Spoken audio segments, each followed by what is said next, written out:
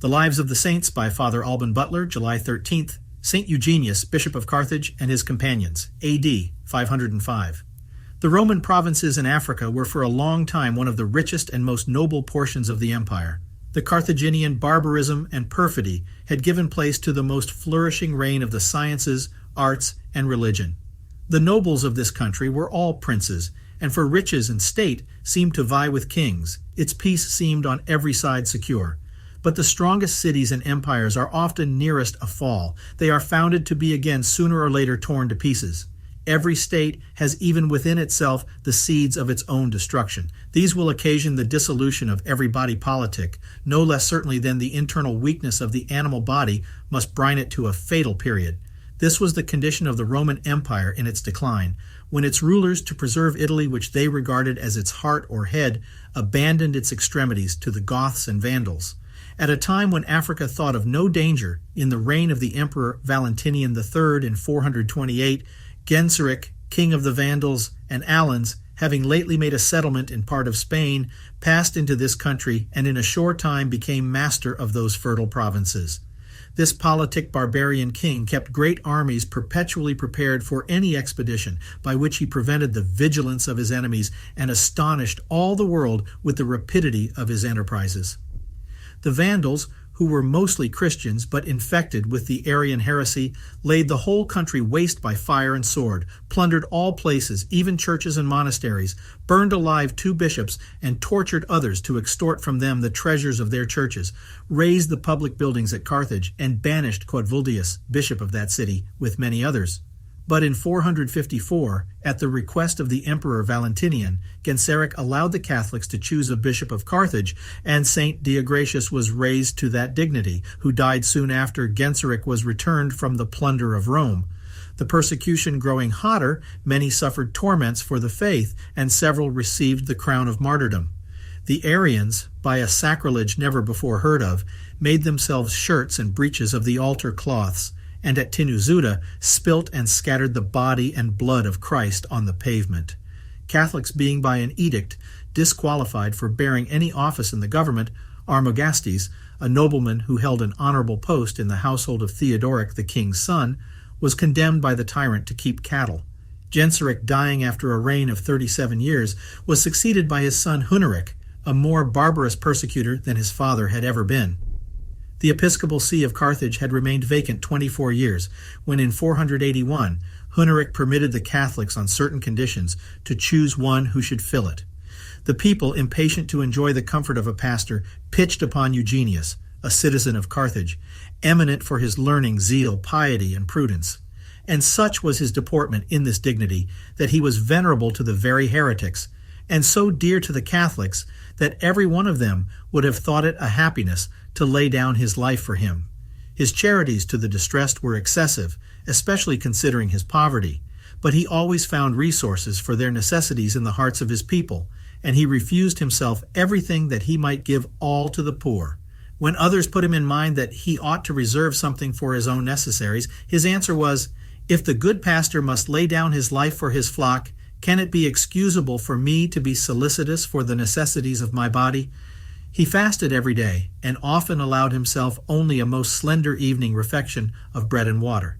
His virtue gained him the respect and esteem even of the Arians, but at length envy and blind zeal got the ascendant in their breasts, and the king sent him an order never to sit in the episcopal throne, preach to the people, or admit into his chapel any Vandals, among whom several were Catholics. The saint boldly answered the messenger that the laws of God commanded him not to shut the door of his church to any that desired to serve him in it.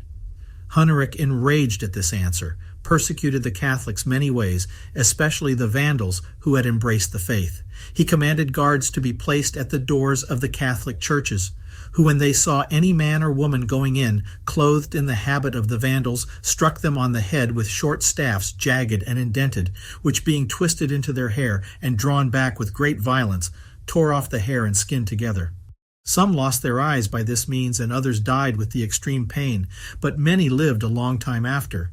Women with their heads flayed in this manner were publicly led through the streets, with a crier going before them to show them to the people. But this barbarous usage did not cause anyone to forsake the true religion. Next, the tyrant deprived the Catholics who were at court of their pensions and sent them to work in the country. He also ordered that none should be admitted to bear any office in his palace or any public charge who was not an Arian. He afterward turned them out of their houses, stripped them of all their wealth, and sent them to Sicily or Sardinia. After this, his persecution fell on all Catholics. One edict followed another against them, and the cloud thickened every day over their heads. Many nuns were so cruelly tortured that several died on the rack. Great numbers of bishops, priests, deacons, and eminent Catholic laymen were banished to the number of 4,976, all of whom the tyrant sent into a desert, where they were fed with barley like horses. This desert was filled with scorpions and venomous serpents, but they did not destroy any of the servants of God. The people followed their bishops and priests with lighted tapers in their hands, and mothers carried their little babes in their arms, and laid them at the feet of the confessors, all crying out with tears, "Going yourselves to your crowns, to whom do you leave us? Who will baptize our children? Who will impart to us the benefit of penance, and discharge us from the bonds of sins by the favor of reconciliation and pardon? Who will bury us with solemn supplications at our death? By whom will divine sacrifices be made?" The Bishop Egenius was spared in the first storm, probably that the inhabitants of the capital might seem to be somewhat considered. But in May 483, the king sent him a summons requiring the Catholics, whom he called Homoousians, to hold a conference or disputation with his Arian bishops at Carthage on the first day of February ensuing. Egenius answered the terms were not equal, seeing their enemies were to be judges, and that as it was the common cause of all churches, other foreign churches ought to be invited and consulted, especially the Church of Rome, which is the head of all churches. About that time, one Felix, who had been long blind, addressed himself to St. Egenius, desiring him to pray that he might recover his sight, saying he had been admonished by a vision so to do. The bishop showed great reluctance and confusion, alleging that he was a base sinner. But at length, after blessing the font for the solemn administration of baptism on the Epiphany, he said to the blind man, "I have told you that I am a sinner and the last of all men, but I pray God that he show you mercy according to your faith and restore to you your sight." Then he made the sign of the cross on his eyes, and the blind man saw. The whole city was witness to the triumph of the faith. The king sent for Felix and examined himself all the circumstances of the miracle, which lie round too evident to be called in question. However, the Arian bishops told him that Egenius had performed it by recourse to art magic. The Catholics made choice of 10 disputants for the conference, which was opened on the 5th of February. Cyrilla, patriarch of the Arians, was seated on a throne. The Catholics who were standing asked who were the commissaries to take down in writing what should pass in the disputation, and were answered that Cyrilla would perform that office. The Catholics asked by what authority he claimed the jurisdiction and rank of patriarch. The Arians, not being able to produce any sufficient warrant for his usurpation, filled the hall with noise and tumult, and obtained an order that every lay Catholic there present should receive 100 bastinadoes. Cyrilla sought various pretenses to defer the conference. The Catholics, however, presented a written confession of their faith. This takes up the whole third book of Victor's history, though he has only inserted the first part, in which the consubstantiality of God the Son is proved from the Scriptures. The second part, which confirmed the same from the writings of the Fathers, is lost. This confession seems to have been drawn up by St. Egenius, to whom Gennadius ascribes a confession of faith against the Arians. When this was read, the Arians quarreled that the Orthodox took the name of Catholics, though this was given them by the whole world, even by the heretics themselves, as St. Augustine observed a little before this time in that very country. Upon this, however, the Arians abruptly broke up the conference, and the king, on the 25th of February in 484, published a severe edict for a general persecution, which he had already prepared for that purpose. By this, all the Catholic clergy were banished out of towns and forbidden to perform any functions even in the country. All Catholics were declared incapable of inheriting or disposing of any estates, real or personal, with other such articles. Executioners were dispatched to all parts of the kingdom, and many Catholics were put to barbarous deaths, and many more inhumanly tormented. One Dionysia, after having been herself, Eruel, scourged, seeing her son Majoricus, a tender youth, tremble at the sign of the torments prepared for him. she looked on him with a stern countenance and said, "Remember, son, we were baptized in the name of the Trinity and in the bosom of our mother, the Church." The young man, encouraged by these words, suffered martyrdom with undaunted resolution, and his mother buried him within her own house, that she might every day offer to the Holy Trinity her prayers over his grave, in the lively hope of a glorious resurrection with him at the last day. Her cousin Emilius, her sister Dativa, and innumerable others in different parts of Africa received the like crowns. At Typesus in Mauritania Caesariensis, certain Catholics who had assisted at the celebration of the divine mysteries in a private house were informed against, and by the king's order had their tongues plucked out and their right hands cut off. Yet they spoke as well as ever, as St. Victor Vitensis, an eyewitness, assures us. He says, "Reparatus, a subdeacon, one of this number, was entertained when he wrote in the court of the Emperor Zena at Constantinople, and was there highly honored, especially by the empress, and that though entirely deprived of his tongue, he spoke gracefully and without the least defect or imperfection." Aeneas of Gaza, a Platonic philosopher who was then at Constantinople and wrote in 533, says, "He himself had seen them in that city and had heard them speak distinctly. And not being able to believe his own ears, he had examined their mouths and seen that their tongues were plucked out to the very roots, so that he wondered they could have survived so cruel a torment." Procopius, who wrote soon after, says also that he had seen these persons at Constantinople and had heard them speak freely without feeling anything of their punishment, but that two of them, by falling into a grievous sin of the flesh, lost the use of their speech, which they had till then enjoyed. The tyrant wreaked his impotent vengeance on many others, especially on Vandals who had been converted to the Catholic faith, but was not able to overcome their heroic constancy. The streets of Carthage were filled with spectacles of his cruelty, and one was there meeting continually some without hands, others without eyes, nose, or ears, others whose heads appeared sunk in between their shoulders by having been hung up by the hands on the tops of houses for sights to the people. Above 460 bishops were brought to Carthage in order to be sent into banishment.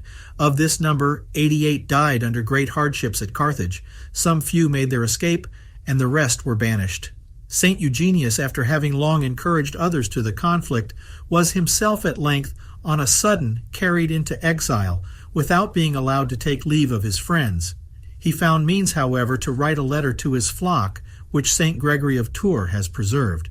In it he says, "I with tears beg, exhort, and conjure you by the dreadful day of judgment and the awful light of the coming of Christ, that you hold fast the Catholic faith. Preserve the grace of the holy baptism and the unction of the chrism. Let no man born again of water return to the water." This he mentions because the Arians in Africa, like the Donatists, rebaptized those that came over to their sect.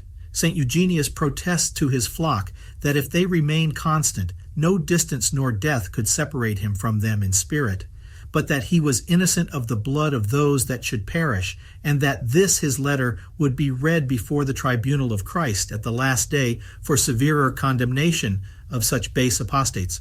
"If I return to Carthage," says he, "I shall see you in this life. If not, I shall meet you in the other. Pray for us and fast. Fasting and alms have never failed to move God to mercy.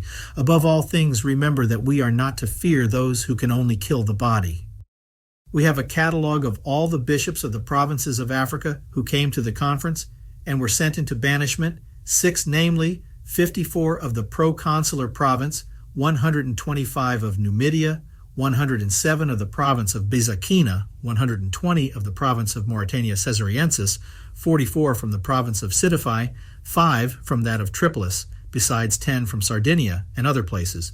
In all, 464 bishops, of which number 88 died at Carthage before their departure into exile, 46 were banished to Corsica, 303 to other places, and 28 made their escape.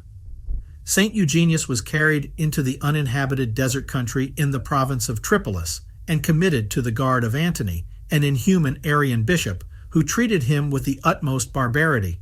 The saint added to his sufferings voluntary austerities, wore a rough hair shirt, lay on the ground, and passed great part of the night in prayer and tears. When he was afflicted with a palsy, Antony, because vinegar was contrary to his distemper, obliged him to drink it in large quantities. Yet God was pleased to restore his servant to his health. It is observed by our historian that the Arian bishops were all cruel persecutors, and went through the cities and provinces, filling all places with scenes of horror, rebaptizing persons by force and violence, scourging, mangling, torturing, and banishing even women and children. The fifth book of the history of this persecution is filled with examples. The apostates signalized themselves above others by the cruelties which they exercised upon the Orthodox. Elpidophorus, one of this number, was appointed judge at Carthage to condemn the more zealous to be tortured. Murita, the deacon who had assisted when he was baptized in the bosom of the Catholic Church, being brought before him, took with him the chrismail or white garment, with which at the time he received the apostate coming out of the font he had clothed him, as an emblem of that innocence which he engaged himself to preserve always unspotted. And producing it before the whole assembly, he says, "This robe will accuse you, when the judge shall appear in majesty at the last day. It will bear testimony against you to your condemnation." This relation is gathered from St. Victor, Bishop of Vita, in the province of Byzacena, who, being banished by King Huneric for the faith in 487, retired to Constantinople and wrote, probably in that city, in 5 books, the history of the Vandalic persecution. St. Victor relates that Huneric, the great persecutor of the Church, died miserably, being devoured by worms in December 484, having reigned almost 8 years. Nor was he succeeded, as he had earnestly desired, by his son Hilderic, but by Gontamund, a nephew, whom the maturity of his age rendered better able to bear the burden of the state. This prince, in the year 488, which was the 4th of his reign, recalled St. Eugenius to Carthage, and at his request opened the churches of the Catholics and permitted the exiled priests also to return. Gontamund died in 496, and his brother Thrasimund was called to the crown, of whom mention hath been made in the life of St. Fulgentius. Though this king often affected a show of moderation, he sometimes used the sword and every other violent measure to depress the cause of truth, which at other times he pretended to seek after. But his inconstancy betrayed his want of sincerity. True virtue is steady, but the fool changeth like the moon. He who is governed by his passions is everything by fits, and if he one day pretends to condemn his vices, he by relapses soon repents again of this very repentance, which frequently springs rather from a disgust of sin than from any principle of true virtue. Thrasimund by this levity or hypocrisy never deserved to arrive at the light of the true faith, and often persecuted its most holy champions, of which among many others the sufferings of St. Eugenius are an instance. St. Gregory of Tours relates that by his authority the judges condemned our saint, one Longinus, and St. Vindemiel, bishop of Capsa in Africa, to be beheaded. St. Vindemiel died by the sword, but the tyrant commanded St. Eugenius to be led to the place of execution, and though he protested under the axe that he would rather lose his life than depart from the Catholic faith, he was again brought back to Carthage and banished into Languedoc, which country was then subject to Alaric, king of the Visigoths, who was also an Arian. He died in his exile in a monastery which he built and governed at Viance, since called St. Amaranth's from the tomb of that martyr, about a mile from Albi. He passed to a better life in 505 on the 13th of July. King Hilderic afterward recalled the surviving exiled prelates, but peace was not perfectly restored to that church before the year 534, when Belisarius, a general who was master of all the maxims of the first Romans with regard to the art of war, vanquished Gelimer, the last Vandal king in Africa, and sent him prisoner to Constantinople. The saints chose to suffer every temporal loss, torment, or death with which the world could threaten them, rather than lose the holy treasure of faith. This gift is a light which shineth upon us from God, to direct us amidst our darkness in the path to eternal life, as the pillar of fire conducted the Israelites through the wilderness. It is the seed, or rather the root, of a spiritual life, and of every virtue that is meritorious of everlasting glory. Faith is the solid foundation of all virtues, says St. Ambrose, and in another place he cries out, O faith, richer than all treasures, more healing and sovereign than all medicines.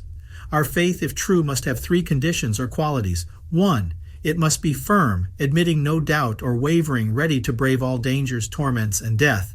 Thus it filled the martyrs with joy under the most affrighting trials, and made them triumph over fires and the sword. 2, It must be entire, for the least willful, obstinate error concerning one article destroys the whole fabric of faith by rejecting its motive, which is everywhere the same testimony of divine revelation. You who believe what you please and reject what you please, believe yourselves or your own fancy rather than the gospel, as St. Augustine says. 3. Faith must be active, animated by charity, fruitful in good works. A dead or a barren faith is compared by St. James to a carcass without a soul, and to the faith of the devils who believe and tremble. How active and animated was faith in the souls of all the saints! The eminent virtues which we admire in them were all the fruit of their faith, and sprang from this root. With what care ought we to nourish and improve this holy seed in our breasts? Gardeners cultivate most diligently those seeds which are most precious.